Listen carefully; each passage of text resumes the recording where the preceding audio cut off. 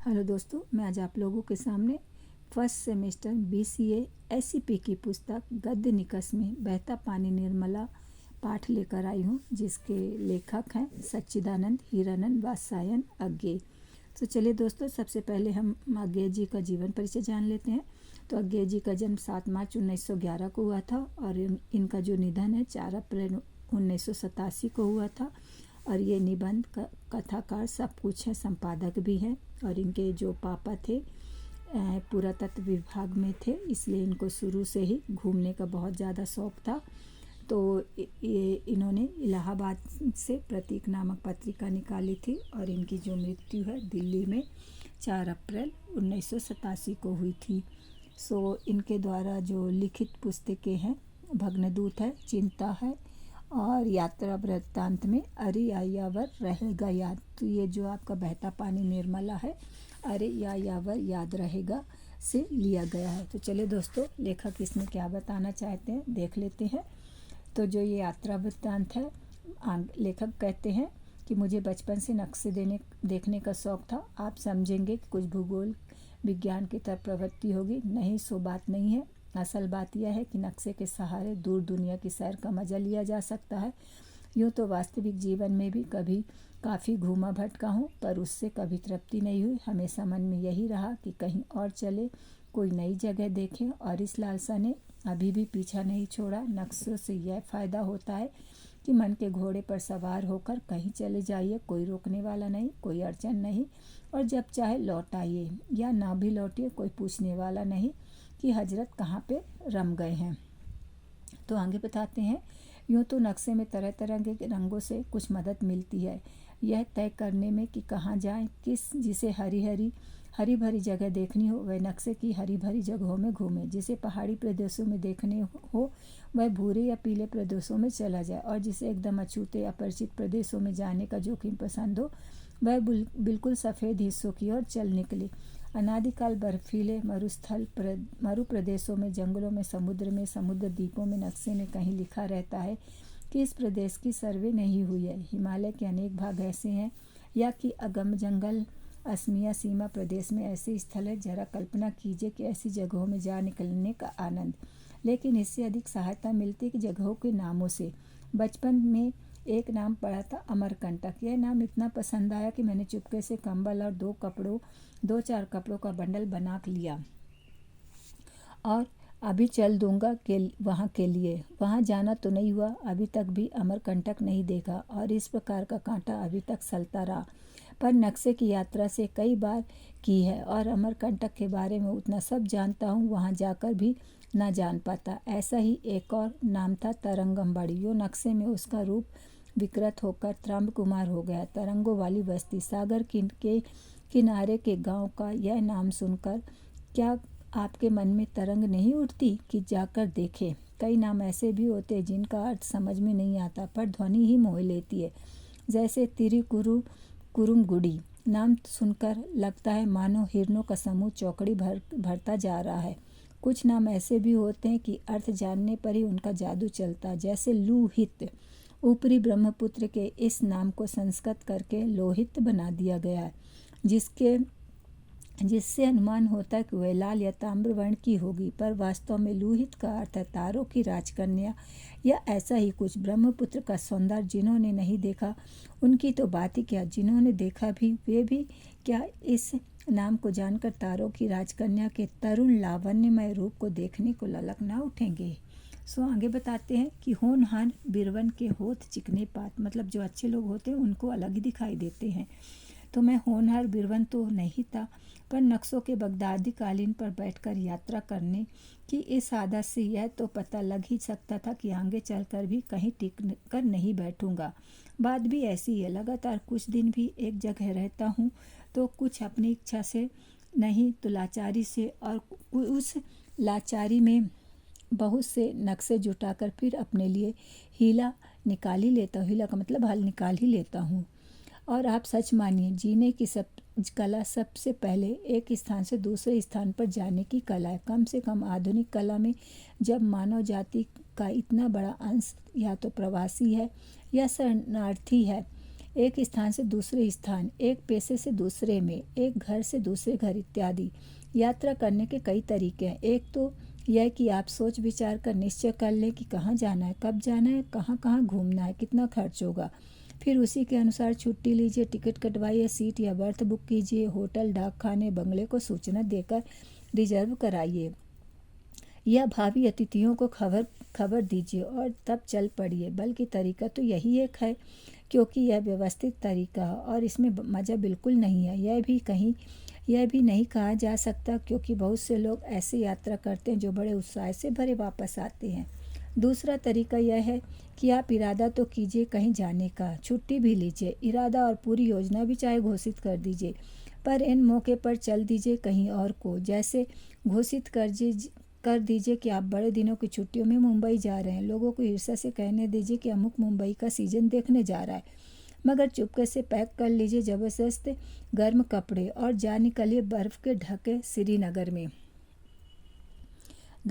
लेकिन अपनी भी कुछ बात कहूँ, मैं दूसरे तरीके का कायल हूँ, यह तो आप समझ ही गए होंगे। लेकिन जब निकलता ही हूँ तब एक तीसरा तरीका ही अख्तियार करता हूँ। जैसे कहा तो सबसे यह कि बम्बई जा रहा हूँ, मगर जब स्टेशन गए तो यह तय करके कि नैनीताल जा रहे हैं और वहाँ से हम हिमालय के भीतरी प्रदेशों में इस तरह जा निकले शिलांग। शिव सागर से आगे सोनारी के पास डीखू नदी की बाढ़ में कैसे फंस गया, इसका यही रहस्य है। अंग्रेजी में कहावत है कि एक कील की वजह से राज्य खो जाता है, वह यूं कि कील की वजह से नाल, नाल की वजह से घोड़ा, घोड़े के कारण लड़ाई और लड़ाई के कारण राज्य से हाथ धोना पड़ता है। हमारे पास छीनने को तो राज्य था ही नहीं, पर एक दांत मांजने का ब्रश और मोटर की एक मामूली सी डिबरी के लिए हम कैसी मुसीबत में पड़े यह हम ही जानते हैं। तो लेखक उसी की कहानी आगे बताते हैं। सोनारी एक छोटा सा गांव है, अहोम राजाओं की पुरानी राजधानी शिव सागर से कोई 18 मील दूर। वहाँ भी नाम के आकर्षण से चला गया। यूँ असम में सोना यशवन बहुत से नामों में है, सुबनसिरी, सोना भराली वगैरह। और असम भी सोनार असम, सोने का असम कहलाता है। बरसात के दिन थे, रास्ता खराब। एक दिन सवेरे घूमने निकला तो देखा कि नदी बढ़कर सड़क के बराबर आ गई है। मैं शिव सागर से 3-4 मील पर था। सोचा कि एक नया दांत ब्रश ले लूं, क्योंकि पुराना घिस चला था, और एक मोटर की भी डिबरी ठीक करवा लूं,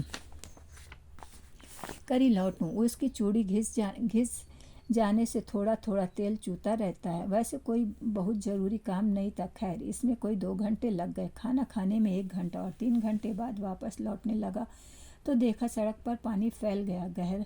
पानी गहरा नहीं होगा, यह सोचकर मैं मोटर बढ़ाता चला गया। आगे देखा सब और पानी ही पानी, सड़क का कहीं पता ही नहीं लगता।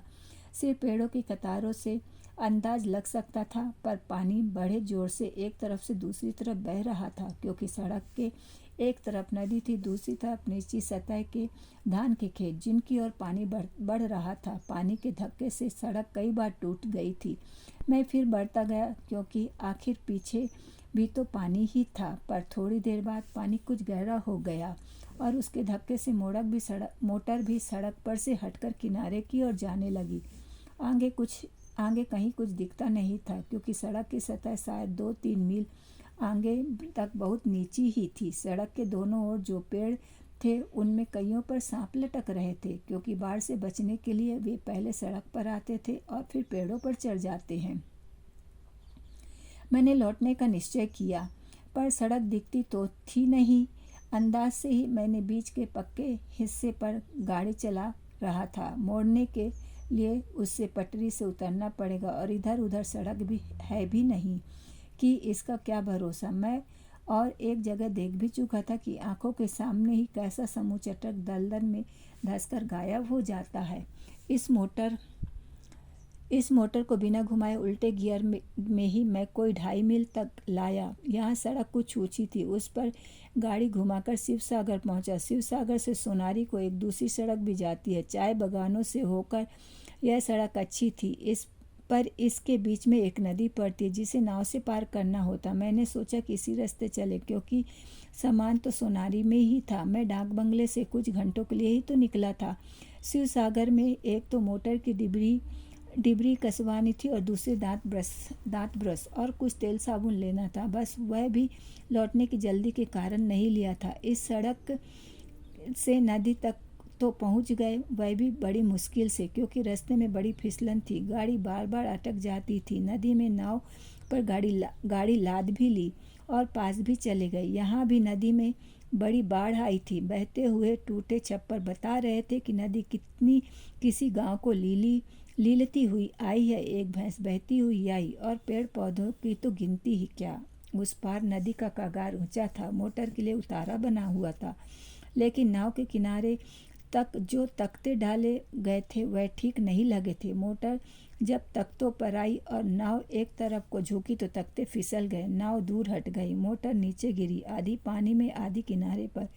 मैं जोर से ब्रेक दबाए बैठा था, पर ऐसे अधिक देर तक तो नहीं चल सकता था। लेकिन मैं तो मोटर के साथ खुद बंधा हुआ था, उतर कर समझा नहीं सकता।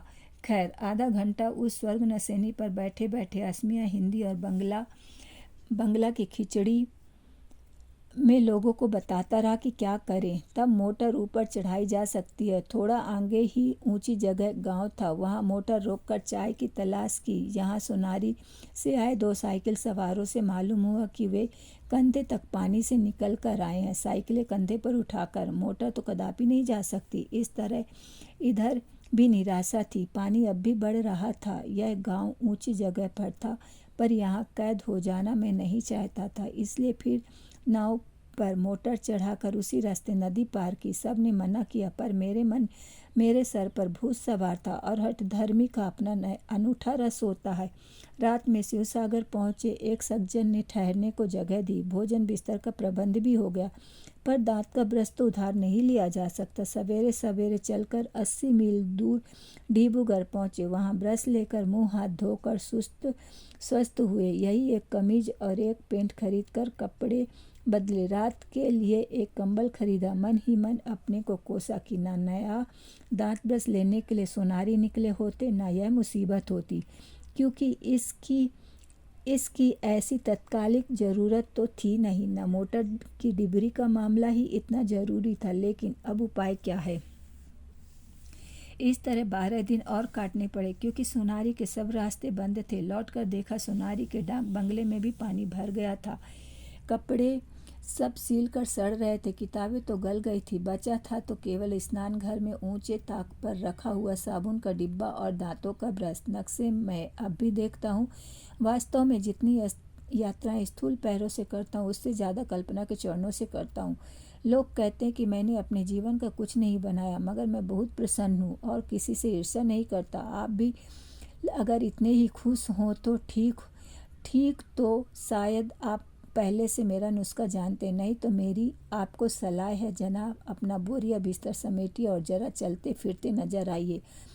यह आपका अपमान नहीं है, एक जीवन दर्शन का निचोड़ है। रमता राम इसीलिए कहते हैं कि जो रमता नहीं वह राम नहीं। टिकना तो मौत के समान है।